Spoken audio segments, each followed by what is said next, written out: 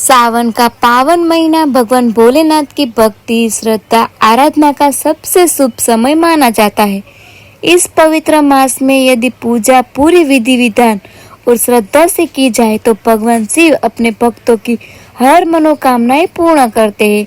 आज के इस वीडियो में आपके सावन महीने के संपूर्ण पूजा थाली तैयार करने का सबसे आसान और पारंपरिक तरीका बताएंगे। साथ ही जानेंगे कि पूजा की थाली में कौन कौन सी सामग्री अवश्य होनी चाहिए और किस क्रम से भगवान शिव की पूजन करने से अधिक शुभ फल प्राप्त होते हैं। चलिए शुरू करते हैं सावन की संपूर्ण पूजा थाली की तैयारी। तो सबसे पहले हम जब भी पूजा करते हैं तो घी का दीपक जलाते हैं। स्टार्टिंग की पूजा की दीपक जलाने से ही होती है। तो आप सबसे पहले जब भी भगवान शिव की पूजा करें तो घी का दीपक जलाइए। उनके बाद बारी आती है जल की। तो जल का लोटा एकदम शुद्ध हो, एकदम साफ सुथरा हो। वैसे तो सावन में 2 लोटे जल से चढ़ाने का भी महत्व माना जाता है और यदि आप इस जल में गंगा जल डाल देते हैं तो उसका महत्व और भी बढ़ जाता है, क्योंकि जो गंगा जल होता है वह पापों का नाश करने के लिए होता है। तो आप कोशिश करिए कि जल में गंगा जल मिलाइए। उसके बाद आप गंगा जल से स्नान कराने के बाद पंचामृत से नहलाइए। पंचामृत के लिए आप घी 1 चमची, शहद 2 चमची, शक्कर 4 चमची, दही 8 चम्मच और दूध 16 चम्मच मिक्स करके फिर पंचामृत बनाया जाता है। पंचामृत स्नान के बाद वापस से आप जल से स्नान कराएं। उसके बाद आप मोली लीजिए। मोली आपको एक तो बड़ी लेनी है जिसकी आप पार्वती मैया और शिव जी का गठबंधन कर सके। बाकी आपको इस तरह से बड़ी लेनी है और बाकी आपको छोटी छोटी मोली लेनी है जो कि आप कार्तिक जी, गणेश जी और नंदी जी को चढ़ा सके। तो आप दोनों ही तरह की मोली लीजिए। उसके बाद आप देखिए मोली लेने के बाद आपको किस क्रम में पूजा करनी है।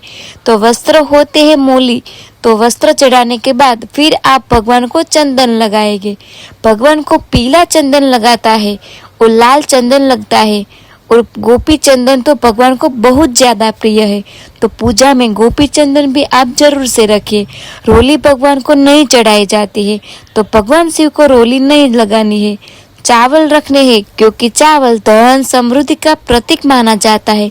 यदि आप चढ़ाते हैं तो धन समृद्धि में वृद्धि होती है, पर ध्यान रखिए कि चावल खंडित नहीं होने चाहिए। पूर्ण चावल आपको यहाँ पे लेने हैं। उसके बाद आती है चने की दाल। लोग मान्यता है कि श्रद्धा से नंदी को चना दाल अर्पित कर अपनी मनोकामना उनके कान में कहने से वह उससे भगवान शिव तक जरूर पहुंचाते हैं। इसलिए नंदी जी के लिए चना दाल रखे जाते हैं। साबुत मूंग रखा जाता है क्योंकि हरी मूंग का संबंध बुध ग्रह से माना जाता है। कुछ लोग बुध ग्रह की शांति और बुद्धि के लिए भी भगवान शिव को यह साबुत मूंग चढ़ाते हैं, तो इसलिए साबुत मूंग चढ़ाए जाते हैं।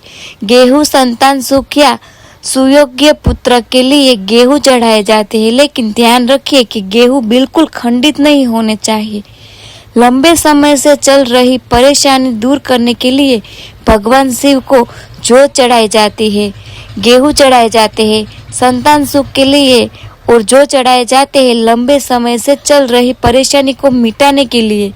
इसके बाद काली मिर्ची, तो काली मिर्ची रोग मुक्ति के लिए चढ़ाई जाती है और यदि दूध के साथ काली मिर्च चढ़ाई जाए तो उसका फल और अधिक बढ़ जाता है। इसके बाद पूजा थाली में हम रखेंगे लौंग।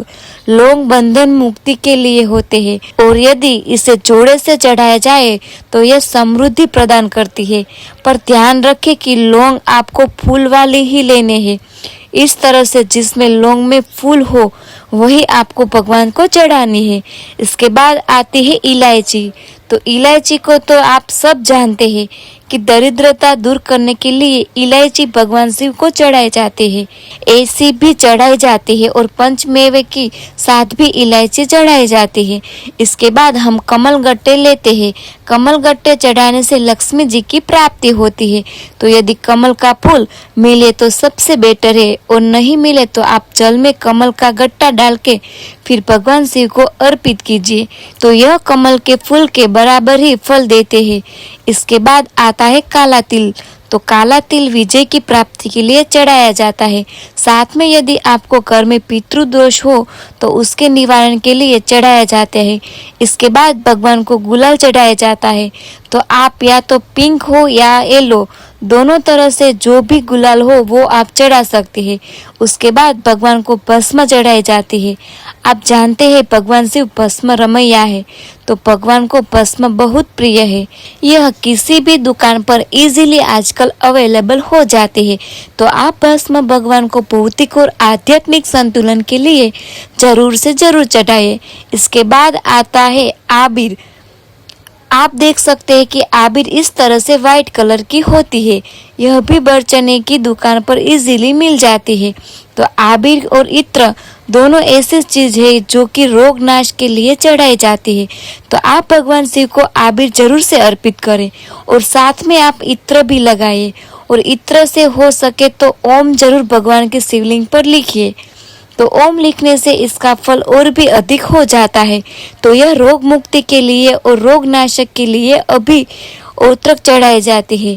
उसके बाद भगवान शिव को पूरी जो पूजा की सुपारी है वो चढ़ाई जाती है, लेकिन सुपारी किसी भी पैसे पे रख के ही चढ़ाई जाती है, सिंगल नहीं चढ़ाई जाती है।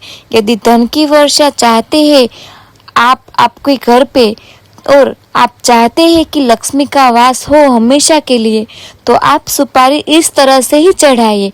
लक्ष्मी माता आती है पर चली जाती है, तो उनको घर में टिकने के लिए आप जरूर से सुपारी चढ़ाइए। जनेऊ ले ली है हमने, क्योंकि जनेऊ गणेश जी के भी चढ़ती है और शंकर जी के भी चढ़ती है। तो लंबी आयु प्राप्ति के लिए जनेऊ चढ़ाया जाती है।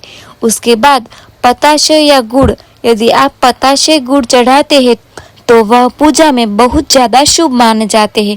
और उसके बाद आप रखिए पूजा की थाली में पंचमेवा। पंच में बादाम, काजू, द्राक्ष, मिश्री, इलायची, ये पांचों ही चीज आप पंचमेवा में रख सकते हैं और भगवान को सच्चे मन से अर्पित कर सकते हैं। तो पंचमेवा में पांचों चीज इंक्लूड होती है। वैसे तो भगवान शिव भाव के भूखे हैं, आप जितना भी चढ़ाइए मन से चढ़ाइए, सब कुछ वह स्वीकार करते हैं, बस मन अच्छा होना चाहिए। और भगवान शिव को बाद में दक्षिणा जरूर से जरूर चढ़ाइए। इस तरह से आप दक्षिणा अपने अकॉर्डिंग 10, 11, 12, 21 जितनी आपको श्रद्धा हो उससे अकॉर्डिंग आप दक्षिणा रख सकते हैं। तो यह तो चीजें थी जो भगवान शिव की पूजा में रखी जाती है और अवश्य मानी जाती है। उसके बाद हम देखते हैं भगवान शिव को समीपत्र बहुत ज्यादा प्रिय है। हजारों अश्वमेघ यज्ञ के स्नान का जो पुण्य फल होता है वो एक यदि समीपत्र चढ़ाते हैं तो वो जरूर से जरूर प्राप्त होता है। इसके बाद आप जानते हैं कि बेलपत्र बिना तो भगवान शिव की पूजा अधूरी ही मानी जाती है। और यदि आपके कभी भी कोई भी गलती करी हो तो वो गलती माफ कर देते हैं भगवान शिव। तो बेलपत्र जरूर चढ़ाइए। बेलपत्र किसी तरह से चढ़ाना चाहिए, कैसे चढ़ाना चाहिए, इसके फुल वीडियो में पहले अपलोड कर चुकी हूँ, तो आप मेरे चैनल पर जाकर विजिट कर सकते हैं। इस तरह के 4 पत्ते के 5 पत्ते यदि आपको बेलपत्र दिख जाए तो बहुत ज्यादा शुभ माने जाते हैं। यह भी भगवान शिव को आप ओम लिख के या राम लिख के चढ़ा सकते हैं। उसके बाद आता है आंकड़ा।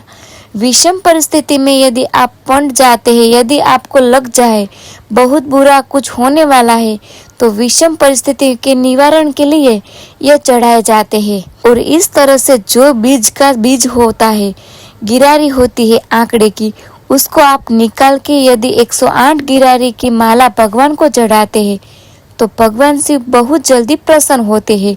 इस तरह से आप निकाल लीजिए और माला इजीली बन जाती है। इसके बाद सफेद फूल भगवान को बहुत ज्यादा प्रिय है और धतूरा भी आप जब जानते हैं कि भगवान शिव को बहुत प्रिय है।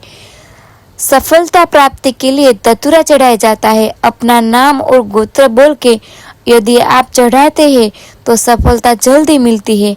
आप पराजित के फूल भगवान को चढ़ाया जाता है।